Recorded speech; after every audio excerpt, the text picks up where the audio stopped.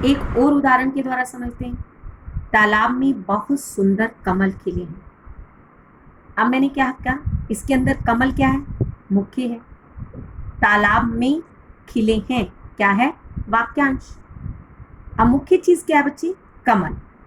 और बहुत सुंदर, और पहले मैंने लिखा था सुंदर, अब मैंने बहुत सुंदर। अब ये दोनों क्या कर रहे हैं, कमल की विशेषता बता रहे हैं। अगर मैं कहती हूँ कि तालाब में सुंदर कमल खिले हैं तो सुंदर उसकी विशेषता बता रहा है। अगर बहुत सुंदर लिखती हूँ तो वो प्रविशेषण बन जाता है, अर्थात दूसरी विशेषता साथ जोड़ दी जाती है। अब यहाँ पर बहुत सुंदर क्या है, इसकी विशेषता है। कमल क्या है, मुख्य है।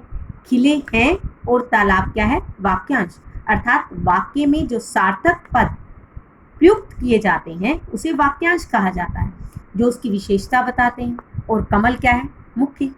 चलो एक और उदाहरण के द्वारा समझते हैं। तालाब में रंग बिरंगे बहुत सुंदर कमल खिले हैं।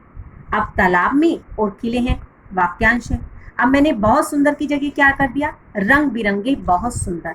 अब रंग बिरंगे बहुत सुंदर क्या है, ये तीनों चीजें क्या है, इसकी विशेषता को बता रहे हैं। कमल क्या है, मुख्य है। अब मेरी बात समझ में आ गई होगी कि आप किस तरह वाक्य को समझेंगे और उसके अंदर से ये देखेंगे कि ये पदबंध कैसे बना, अर्थात वाक्यों को कैसे जोड़ा गया। कमल क्या है, एक पद है, लेकिन सुंदर कमल, बहुत सुंदर कमल और रंग बिरंगे बहुत सुंदर कमल पद समूह कमल से जुड़कर एक व्याकरणिक इकाई बना रहा है कि ये सब क्या है, पदबंध है। अर्थात ये जो सभी चीजें हैं, अर्थात विशेषता बताना, वाक्यांश, ये क्या है, वाक्य के अंदर प्रयोग की जा रही है। फिर वो क्या बन जाती है, एक व्याकरणिक इकाई।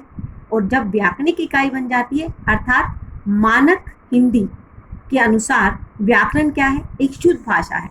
जब व्याकरणिक इकाई बन जाती है तो ये सब क्या बन जाते हैं, पदबंध। यहाँ तक मेरी बात समझ में आ गई। अब मुख्य ध्यान देने योग्य बात क्या है, इसके अंदर हर पदबंध में एक मुख्य पद होता है। मुख्य पद क्या था बच्चे, कमल। अर्थात मुख्य पद क्या है, हर पदबंध में एक मुख्य पदबंध है और बाकी पद उस पर क्या है, आश्रित है, अर्थात डिपेंडेंट है। अर्थात एक पदबंध मुख्य पद है और दूसरा पद उस पर क्या है, डिपेंडेंट है। जैसे मैं एग्जाम्पल के द्वारा समझाती हूँ, उदाहरण के द्वारा समझाती हूँ। तालाब में रंग बिरंगे बहुत सुंदर कमल खिले हैं। में कमल क्या है, मुख्य पद है, और रंग बिरंगे बहुत सुंदर, सुंदर क्या है, उसकी विशेषता को बता रहे हैं। और रंग बिरंगे ये सब क्या है, उस पर आश्रित है। अब मैंने ये कहा कि एक बात मुख्य है कि अगर मुझे ये सारी बातें समझ में नहीं आ रही तो ये बात तो समझ में आ रही है ना कि इसके अंदर एक पद मुख्य है और बाकी पद क्या है, उस पर आश्रित है। तब आपको ये बात समझ में आ जाएगी। एक बार फिर रिपीट करती हूँ ताकि शायद आपको क्लियर ना हो तो आपको समझ में आ जाए। तालाब में बहुत सुंदर कमल खिले हैं। तालाब में और खिले हैं, ये वाक्यांश है, ये सार्थक पद है। बहुत सुंदर क्या है, इसकी विशेषता है। कमल क्या है, मुख्य है। अर्थात मुख्य पद जो है, जो उसकी विशेषता को बता रहा है, ये सारी चीजें क्या है, मुख्य पद पर आश्रित है। तो ये क्या बन गया, पदबंध। अब रंग बिरंगे बहुत सुंदर, ये मैंने सारे शब्द प्रयोग है। कमल क्या है, मुख्य है, और रंग बिरंगी बहुत सुंदर क्या है, उसकी विशेषता को बता रहा है। तालाब में और खिले हैं क्या है, वाक्यांश है।